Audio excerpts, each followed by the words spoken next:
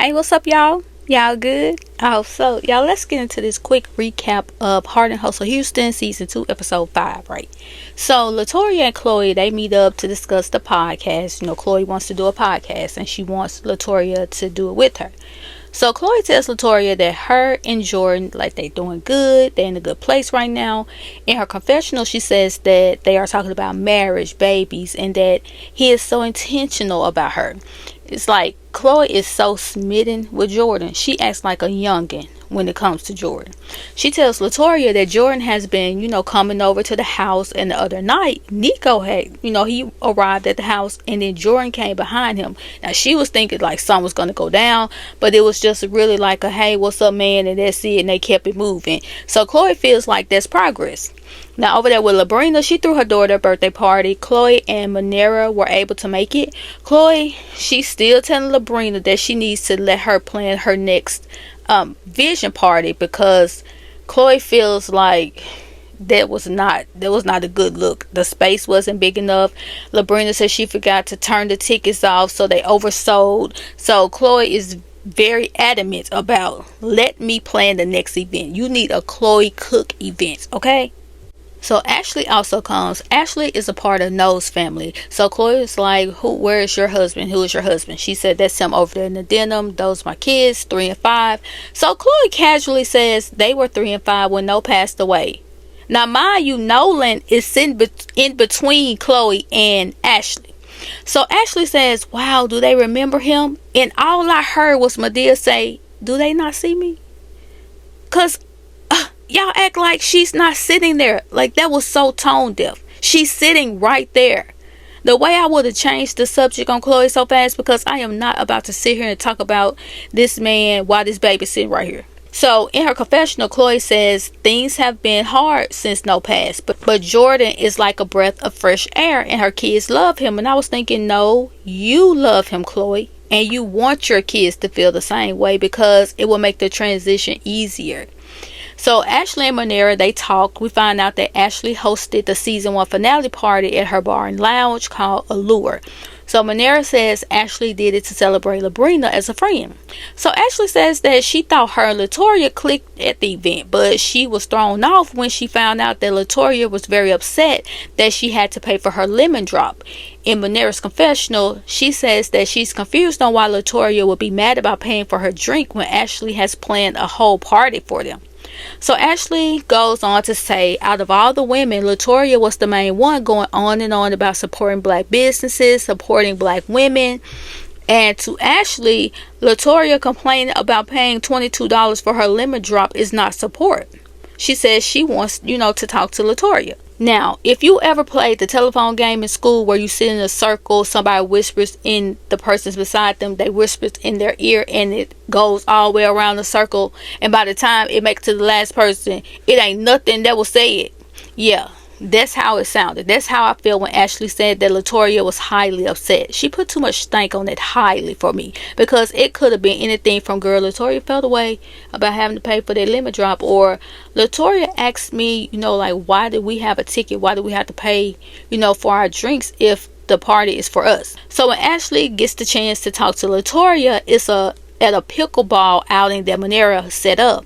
After they finish playing, or trying to play, Ashley tells Latoria that she has a gift for her, and it was a lemon. Latoria's like, girl, what the heck is that? Ashley says the little birdie told her that Latoria was upset that she had to pay for her lemon drop. Latoria was annoyed. She said she was never upset, so they did a bootleg lemon drop. Ro wanted to understand what's going on. And Latoria explains that her, Labrina, and Manera went to the event that Ashley hosted for the finale. Come to find out, Ro wasn't invited, and she made it known that she was offended by not being invited, and her face was on the flyer. Ashley said that she was told that all of the ladies were invited. She tells Latoria that it felt like somebody had burst her balloon, because she felt like they had a good connection at the event. Ro wants to know, who is the bird? Ashley, she tried to ignore the question, and Ro said, girl, you heard me. Who is the bird? Who is the little birdie? And production is so petty, because as Ro is naming the birds, production is putting Labrina, Chloe, and Manera on the screen. Petty, honey.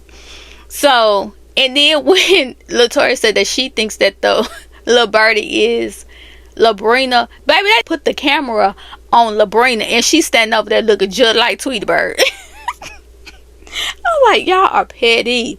So Latoria explains to Ashley the way the party was presented to her was that since they were cross promoting, everything was complimentary. So it was never upset. Maybe a little bothered, but not upset. Then Ashley explains the reason she could have been a little sensitive about it. It was because 24 hours before the event, her grandma passed away. And y'all know how I feel about the grandma, baby. But listen, condolences to her and her family. But ma'am, that doesn't excuse you to bootleg, lemon drop, or jump into conclusions before talking to Latoria. You had the event planned before your grandma passed away, right? I'm just asking. Then Ashley, Chloe, and Labrina, they meet up, and Manera, Latoria, and Ro meet up. Ashley says that the only stranger in the group is Ro. She know the rest of the women for the most part. Ashley explains why she brought the lemon. In Labrina's confessional, she says she's the birdie, but she asked Ashley about the drink to see what's up because according to Labrina, Latoria was bothered by it. Ashley said that she put $7,000 into the event. Chloe says it could have been like a miscommunication.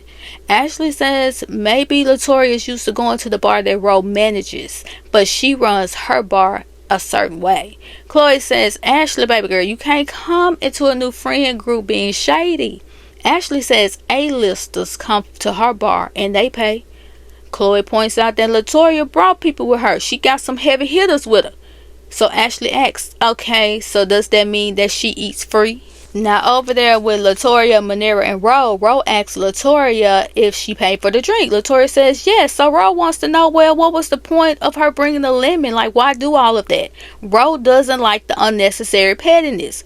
Manera, she doesn't feel like Ro should insert herself. Just let Latoria and Ashley work it out. And I guess the reason Manera feel like that, maybe because when it came to Labrina and Latoria, y'all wanted them to work it out. Y'all didn't want me in it. You kept saying I was just taking Labrina's side because that's my friend and we didn't got in this good place. So if it's between Latoria and Ashley, just let them handle it. Now here's my thing. I would think Miss 7K, okay, if I volunteer to host a finale party for the cast of the show, they gonna get their food and drinks for free. Even if it's, I got 2 drinks on me, anything after that, y'all got to handle it.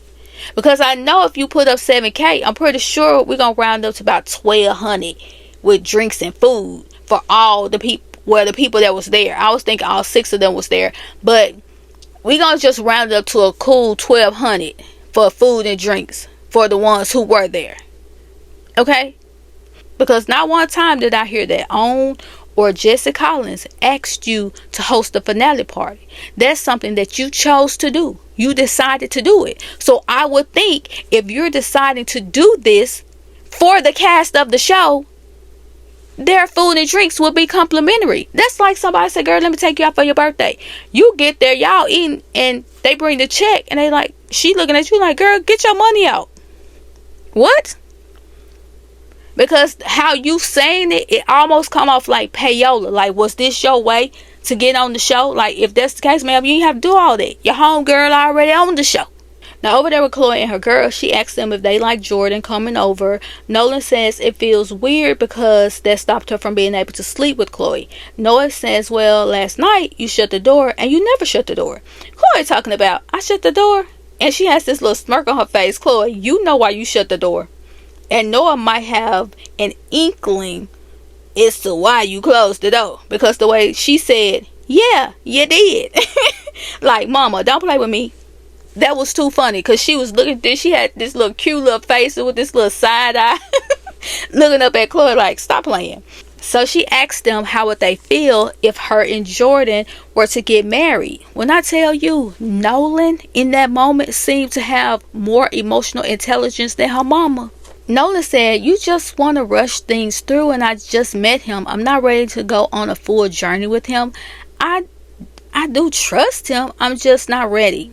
And even though Chloe says she has a lot of concerns about her and Jordan becoming one and the impact it'll have on the kids, the rest of her conversation with the girls was given, mama got to have a life too. So then she asks Noah if she liked being around him. Noah says, not really. And for some reason, I feel like her answer was based on her sister's response. Because when Chloe asked the question about marriage, Noah's face lit up. But while she was sitting there listening to her sister, you can see her feelings start to change, because I think she was feeding off of her sister. Maybe it's a, sister thing. And I think that changed things a little for her. So Nolan, she expresses how things would change if Chloe and Jordan gets married, and she gets very emotional when it comes to not being able to sleep with Chloe. What I didn't like is how Chloe kept bringing up their dad in the conversation. And Nolan kept saying, basically, it's not about my dad. It's about time. Jordan is taking you away from us. So Nolan says that she doesn't want Jordan to be her dad. Chloe says he's not trying to be your dad. Nolan said, but you are. You're trying to make him our dad. You're trying to make him be a dad. Now, I'm not sure if the girls are in therapy or anything like that. But if they're not, maybe Chloe should look into putting them in therapy. Because I don't know. It seems like Chloe is missing the part where it has been you and the girls and Nico, but for the most part you are always with the girls. Your social media is full of you and the girls. So after losing a parent like that, you are now their safe space.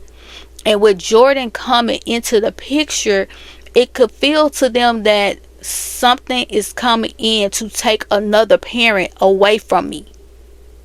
And that's not a good feeling. And they were very young when the dad passed. So their feelings of his passing is going to change as they age.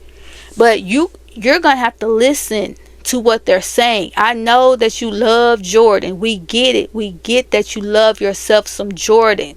Like, don't rush into trying to get married. Like, why do you have to be married? Why can't y'all just be together? And take it easy. Like she said, Jordan is still new to them. He may not be new to you, but he's still new to them. And y'all may need to go back to Jordan.